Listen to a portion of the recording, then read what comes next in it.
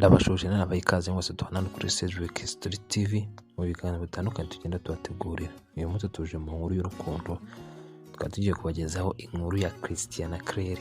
Uko Christian yakunze Claire wari umuyede we ku ishansi. Ikaze kuri mwese. Nitwa Christian. Navukiye mu muryango yifashije nyine, byatumye ntangira kwiga hakiri kare. Ndangiza kaminuza nyiri muto. Papa mfasha kubona akazi keza, ntangira gukorera kampani ikomeye yakoraga imirimo yo kubaka imihanda ya kaburimbo. Umunsi umwe mama yaje aho twakoreraga ari muri weekend, ariko byari ibyo kwitemberera gusa, nta kintu gikomeye cyari kimuzanye. Twazengurutse aho ngaho amashini yakoreraga, mwerekana namusobanurira uko ibikorwa bimeze. Nyuma nibwo yashatse amazi yo kunywa, ahamagara umukobwa wari aho hafi ngo yamutume. Yaragiye yarayazana n'ikinyabupfura cyinshi. Mbona mama aramwishimiye cyane, bakomeza bavugana, ariko njye nari ndangariye kuri WhatsApp nganira n'abandi bantu twari turi kuganira. Gusa nibajije umuntu w'umuyede uri kuvugana na mama umwanya munini, kandi nari nzi ko nta bintu byinshi ajya avugana n'abakene. N'ubu amaso mbona ni umukobwa mwiza cyane pe. Yavugaga atuje kandi aseka neza cyane. Numva aranshitiye mu mutima, gusa nihagararaho nsaba mama ko twagenda. Gusa yagumye mu mutwe wanjye. Ngeze mu rugo yangarukwaga mu mutwe cyane. Noneho mama nawe yakomezaga amuvuga, avuga uburyo yabonye umwana mwiza witonda, akamugereranya na Sifa mushiki wanjye watunaniye, nkumva aramunkundishije cyane. Ijoro ryatinze gucya ngo nsubire kongera kureba niba ubwiza namubonanye aribwo cyangwa se ari uko namubonye igihushuka. Nageze ku kazi imbere y'abandi, mbona araje akenyeye agatenge kacuye, afite igikare cyo gutwaramo isima. Namwitegereje umwanya munini, mbona kuko ari mwiza cyane birenze uko nari namubonye ejo. Hashize ukwezi nzinduka aho bakundaga guhagarara mu gitondo bagiye kubahamagara. Yakundaga guhagarara imbere. Umunsi umwe arimo agenda yikoreye sima, aranyerera yikubita hasi. Kwihangana byaranze, ndagenda ndamubyutsa n'amarangamutima menshi. Mbona we bimubereye ikibazo, ahita anyishikuza aragenda. Numva ntibinshimishije. Ubwo bwareje. Umunsi wakurikiyeho yari kumwe n'abandi bakobwa baca hafi y'imodoka yanjye, bahagarara baganira. Numva umukobwa ari kubaganiriza ibyamubayeho n'ukuntu namubyukije. Icyambabaje cyane nuko yavuze ko ndi umuhehesi, ngo ndi ba boss bikundisha ku bakobwa bagamije kubasambanya. Ngo naramwegereje mureba hafi no kumusoma. Bose basekeye icyarimwe. Numva ndasebye pepe. Ntibyatinze inkuru yakuriye mu bakozi bose, mpinduka igitaramo. Iminsi yakurikiyeho urukundo namukundaga rwagendaga rukora, ariko runambuza amahoro. Mfata umwanzuro wo kujya kumubwira ko namukunze cyane. Rimwe dutashye ku mugoroba naramukurikiye.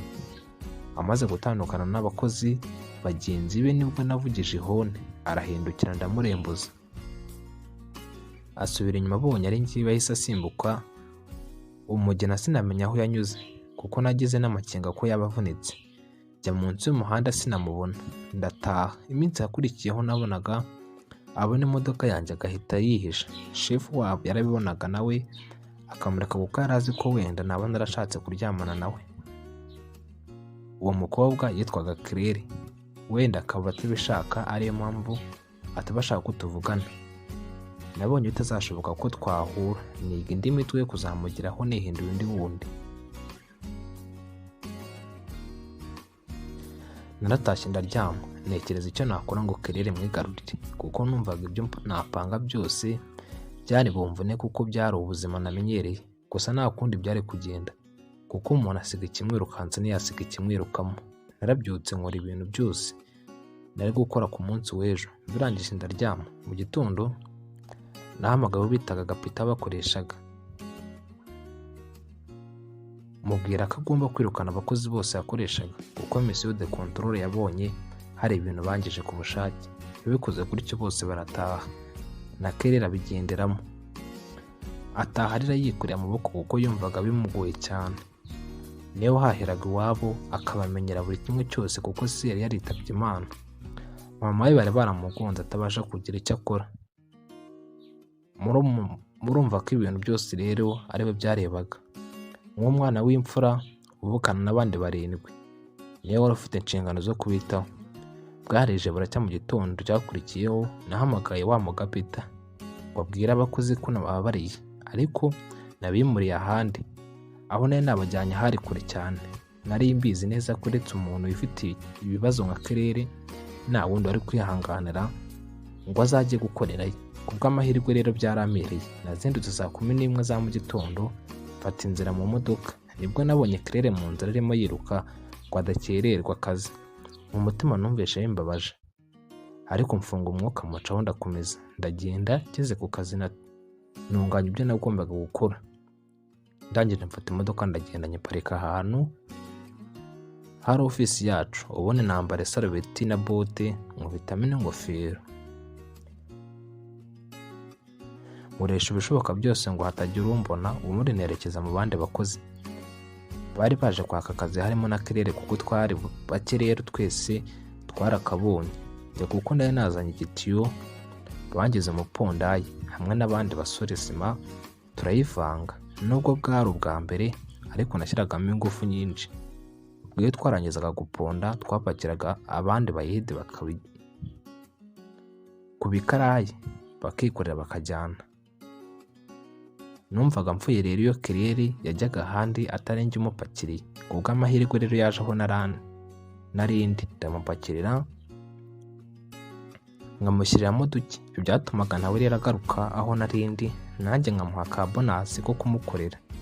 Ibyo nabifataga nk'intambwe ya mbere nari nteye, kuko nifuzaga ikintu cyatuma nyitaho kurenza abandi. Gusa ibintu byose yabikoraga acecetse, ntiyapfaga kuvuga cyangwa se guseka, kandi nanjye nirindaga kubikora ngo abakozi batazamvumbura. Ibyo byatumaga Claire rero ari we muntu twasaga nk'aho duhuje muri ekipe yose. Twarakoze iminsi irihirika, ariko nkabona Claire kubera urugendo atangiye kujya agenda acumbagira kandi yaratangiye kunanuka bikabije.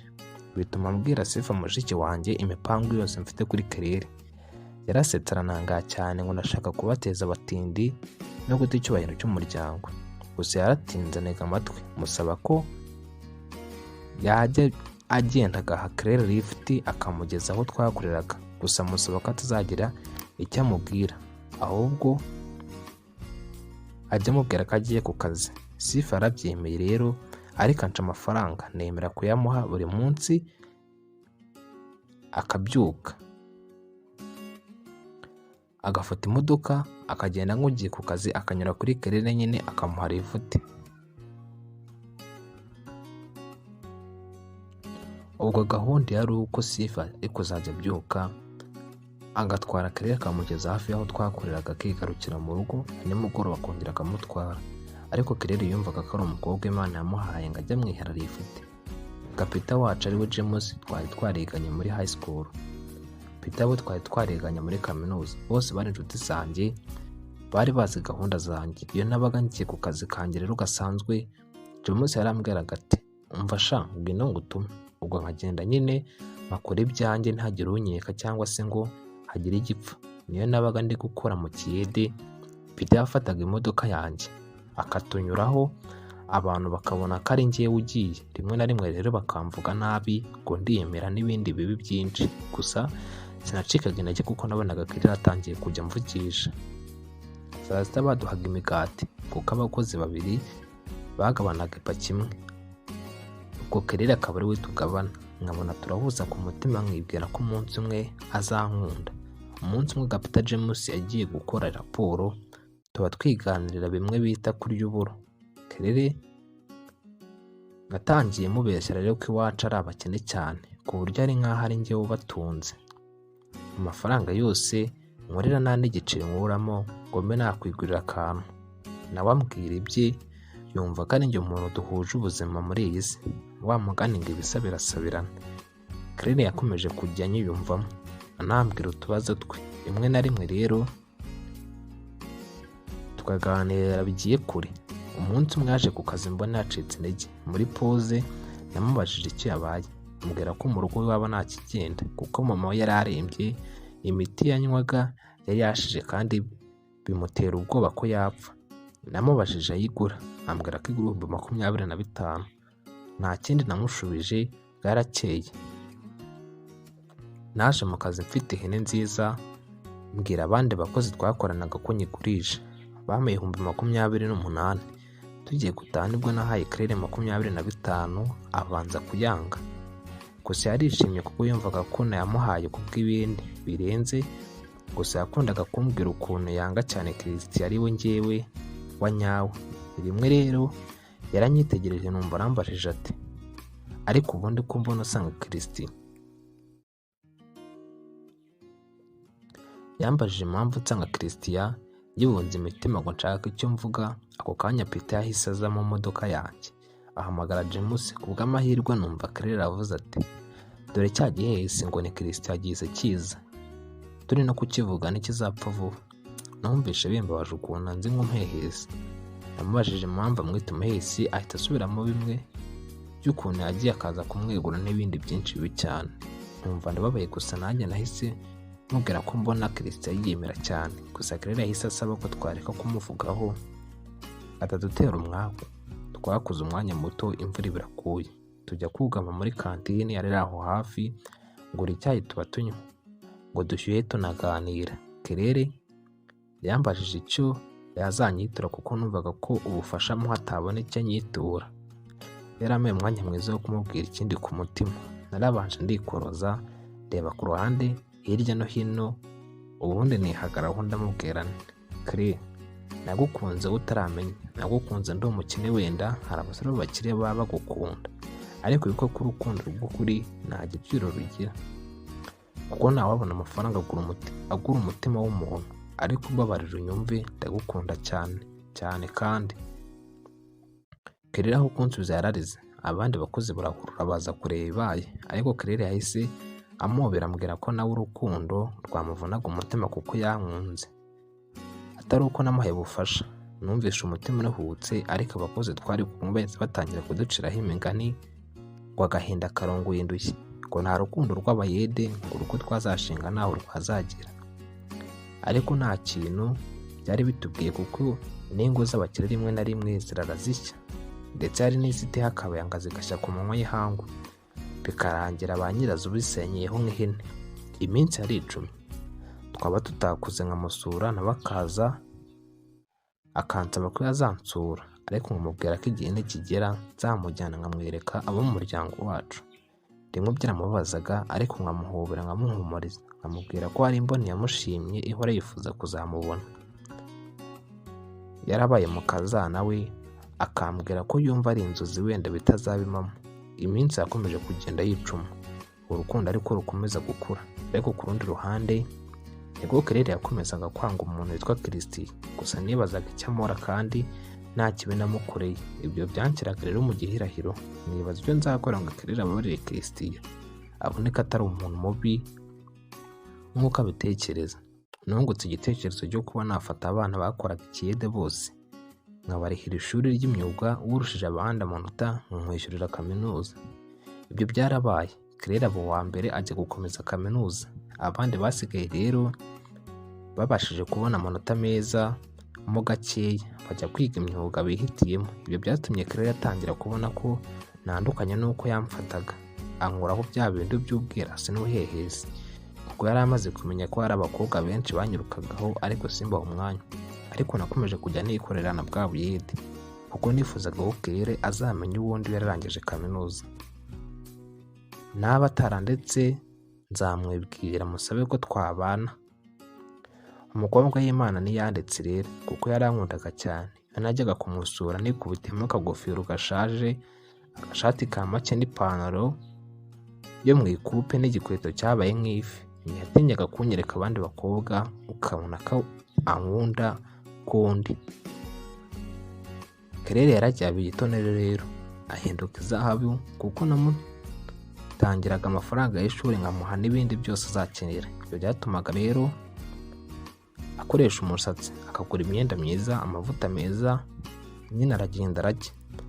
Ariko amafaranga yasangaga kuri konti, kuko sinigeraga amuhamagara na rimwe kuri phone nka Christian yari asanzwe azi, cyangwa se ngo duhure, kuko sinifuzaga ko yakeka ko umufasha hari ibindi gamije. Iminsi yari 10, abanyeshuri bigaga imyuga bararangije bajya mu mirimo. Abatarayibonye ngenda mbashingira workshop duto duto tuzatuma babaho badasabiriza. Igihe cyarageze Claire arangiza kwiga, yari anumiye muri graduation nka sheri we, arongera anumira nka Christian wamurihiriye kaminuza. Gusa nibajije ukuntu tubwigabanyemo kabiri birananira. Nagishije inama Peter na James ariko nabo babura icyo bambwira. Gusa nahise nigira inama yo kujya mu banyabugeni. Hari ikintu bankoreye. Umunsi warageze ikirori kiraba muri stade aho imihango ya graduation yabereye. Naje nka sheri we twifatanya kwakira iyo diploma. Gusa sinahabonetse nka Christian. Namubwiye ko hari akazi banze gukora ariko nkaza kuza nyuma tukifatanya muri sale hari bubere fete. Niko rero byaje kugenda. Tuvuye muri stade nabwiye Claire ko hari utuntu ngiye kugura kuri boutique, aranyemerera. Nahise nihuta mfata imodoka njya kuzana cya kintu bari barankoreye, njyana muri sale turacyubakira akantu kameze nk'akazu. Turagaruka ibintu bishashagirana. Claire yaraje hamwe n'abo yari yatumiye binjira muri sale. Gusa yabajije ukuntu ikintu kiri muri ako kazu, bamubwira ko ari sheri we wagishyizemo kugira ngo aze kukimwereka. Abashyitsi be bose baje, byari nka surprise nyine. Ntiyatinze kubyumva, nanjye narenje nka Christian banyereka aho nicara. Ibirori birakomeza. Igihe cyo kuvuga abashyitsi b'imena cyarageze. Claire yarahagurutse arabavuga, yerekana abo muri famiye ye, yerekana Sifa mushiki wanjye kuko bari barabaye inshuti, hamwe na mama wanjye kuko nari kuhabura. Nari namutumiye. Yerekanye n'izindi nshuti yungutse muri kaminuza. Hasigara kwerekana abantu rero babiri aribo bari b'ingenzi. Yari njye nka sheri we ndetse na Christian nk'umuntu wamwishyuriye amashuri.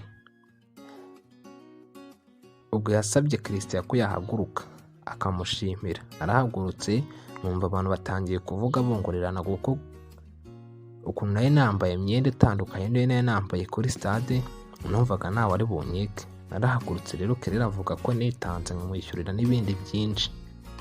Ansaba ko naba mpagaze kerekana n'undi muntu yahariye umutima we.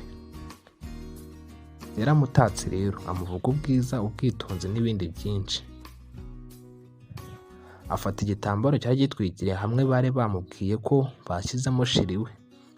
Yaratwikuriye, arebye abona ni umutima ubaje neza utatse indabo nziza.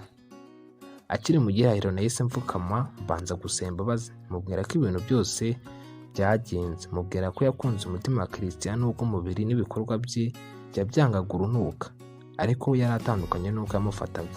Umukobwa mwiza yararetse koko, yumva ko kuko umuntu atari inyama n'amaraso n'amagufwa gusa, ahubwo umuntu ni ikimwishima. Yarambabariye, arampagurutse aramubera cyane, mpita mwambika impeta ya fiançailles.